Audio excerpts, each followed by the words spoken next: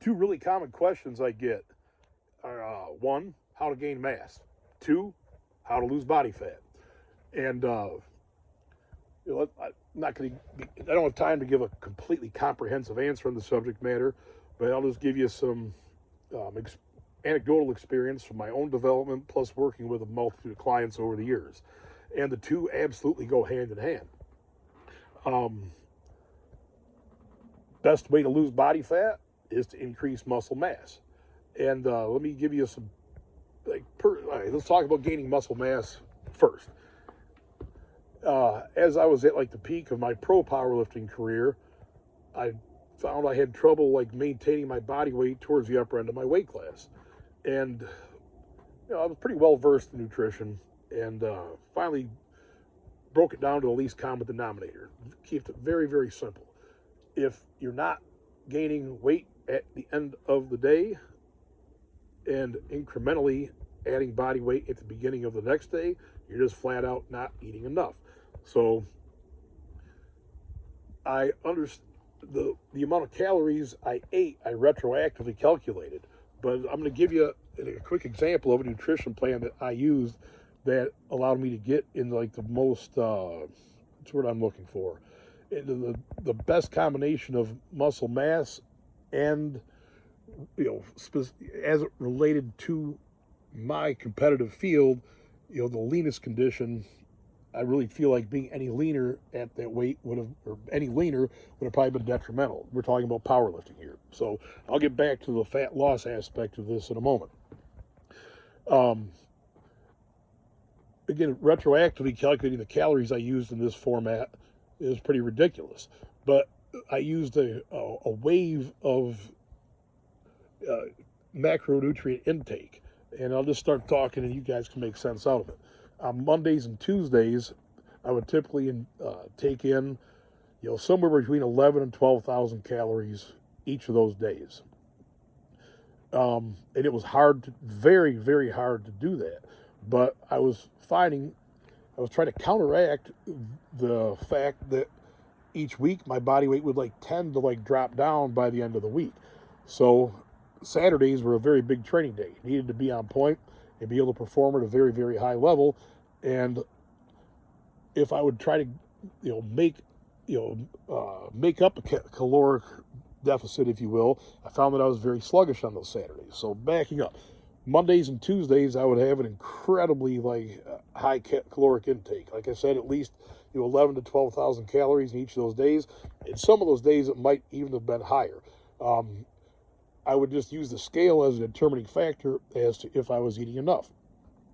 So I had a body weight benchmark at midday, body weight benchmark in the evening, and then a body weight benchmark at the end of the day. And I held to that, and that's how I determined what was enough food, what was getting my body weight to ride up, consistently for those 2 days.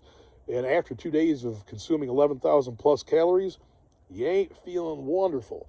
So then I would start backing my calories off a little bit. Turned out like on Wednesdays, probably eat between 8,000 and 9,000 calories.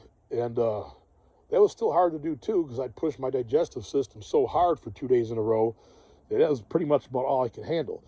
Then on Thursdays, I'd back down quite a bit, usually like 5,000 to 6,000 calories. And keep in mind, these days I was not real picky on the macronutrient distribution. It was, just high calories in general. I remember I had a deal with a local Mexican restaurant. They just get me a tub of rice and beef mixed together. So a common go-to was enchilada platter with double rice. Burritos, steak and eggs for breakfast, pancakes. At the end of the day, I would just, if I hadn't hit my my body weight mark, I would just make nutrient shakes. Protein powder, oatmeal, peanut butter, coconut oil, you name it. If I could blend it into that shake, I'd do it. Okay, so then once I knew I had to be ready for high performance and high energy work on Saturdays. At the time, I was working with a tremendous amount of clients. My own workouts would last at least 4 hours, sometimes more. So I needed to be ready to go and perform at a very high level. So I found personally on that Friday I would start the first I would run most of the day very, very low carb. Just let my digestive system clean out a little bit. And at the very end of the day, I would just carb load. I would just eat basically as many carbohydrates as I could. I never really bothered calculating the amount of calories I ate in that day. I would just run low carb until about 7 or 8 o'clock at night, and then just binge on go carb life for a couple hours and pass out. And I found that doing that was very effective at really keeping the glycogen levels in my muscles at a high level. And that's when I was at like peak strength. I remember in that training cycle, I remember squatting like 1,120 pounds. My bench press was like rolling, man. I think I hit like a 650 full range bench press, 700-pound one board bench press. And keep in mind, I'm doing that with half a pec. So to me, I was like pretty happy with that. And that's when my deadlift prowess really started to take off. It wasn't until the following season where I hit those 900+ pound deadlifts, but I was consistently able to hit like a mid to upper 800-pound deadlift, and maintaining a body weight of between like 305 and 315 pounds. 308 pounds was my weight class limit. So that's what I was really going for. Maximum performance in a total, which is a combined weight in squat, bench, and deadlift. Later on, I switched to more of a deadlift specialization. So I trained at a bit lower body weight. That's a story for another day. Now, losing fat.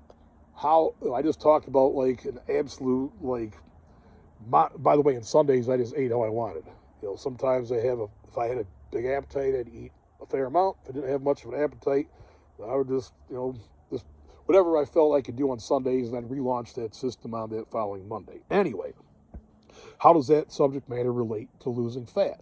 When I would run that nutrition cycle and training cycle, I would find that when I pulled back off of it, my metabolism, meaning after whatever meet I had done or whenever I just needed a break from that, typically after whatever meets I was doing, at the end of that training cycle, I would just pull back and, still eat a lot, but, nowhere near the quantity that I've been doing.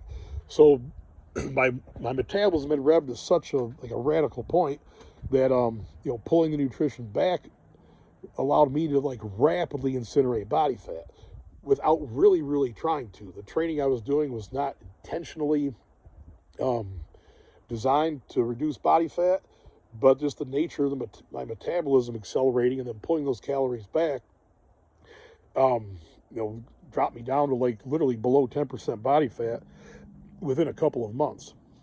So it's a long-winded way of saying, for some of you guys that really want to lose body fat and have a very lean physique, experiment with the notion of ramping your calories up for a period of time with the intention of accelerating your metabolism and then pulling those calories back. Because remember, the more muscle tissue you have, the easier it's going to be to metabolize body fat. And so just jumping into a fat loss program and just pulling your calories back with no buildup effect, I think is detrimental to the overall effect of a low body fat percentage, as the tendency to lose muscle tissue, pulling calories back right out of the gate, is very, very high. So another question that I get frequently: why are squats so important? It's kind of a generic question. If you're a power lifter, they're important because that's how you start a meet out, and it's the greatest potential for increasing the amount of your total. But that should go without saying. Why are squats so important just for a general fitness enthusiast? It's the quintessential movement for developing muscle tissue and power. A squat is not just a leg exercise, keep in mind. It is a total body effort. Your upper back, delts, arms, if you're holding the bar securely, will absolutely, in the case that you're just doing one exercise, squatting, and you practice heavy squats consistently for a period of time, you will acquire muscle tissue throughout, if not your entire body, the vast majority of your body. Look at the first exercise we do as human beings, squats. Look at a toddler, up and down, squat, get their balance. If they're not, when they're done taking their steps, or they just practice going up and down, perfect deep level squat is what pretty much every human being does for their first strength development exercise. So, it's a basic fundamental movement.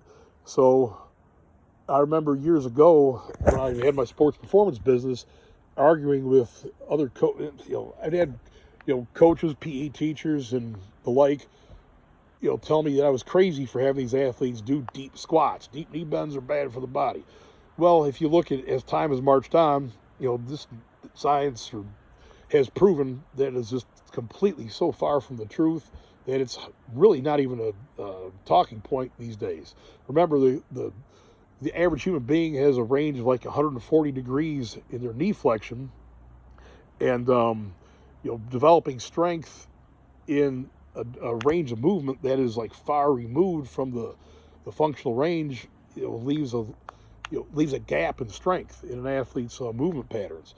So why are squats so important? It's the quintessential exercise for developing strength and power. And we'll expand on that in future episodes, because this show is brought to you by Squat Life. Don't forget that. Manufacturers of CNS Activator. It's its own category of supplementation. We also make Wake Up and Wake Up Motherfucker, the most powerful aromatherapy product on the market. And don't forget, tune into Rap Fiend Radio for your fix on badass hip-hop jams, 24/7. Peace out, y'all. Really appreciate you taking the time to listen. Again, hit me up. You can hit me on Facebook, COREYMICELI. And my phone number, if you just want to reach out to me direct, is 360-939-7652. Thank you so much for tuning in.